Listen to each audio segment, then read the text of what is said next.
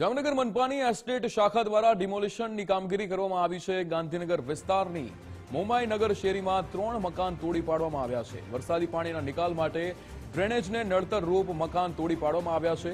નડતરરૂપ જમીનની કિંમત આશરે 25 લાખ જેટલી છે।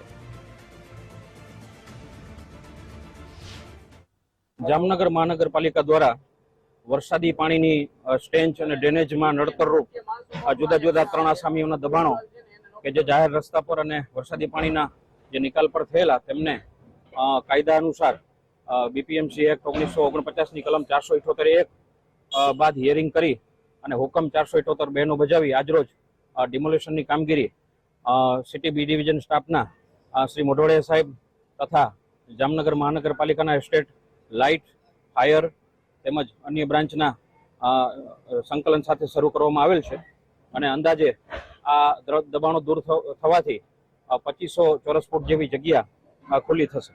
આશરે એની કિંમત છે તે 20 થી 25 લાખ રૂપિયા સુધી ગણી શકાય। વિસ્તાર મોમાઈનગર શેરી નંબર 1 ના છેડે વરસાદી પાણીની ડ્રેનેજ છે એની બાજુમાં।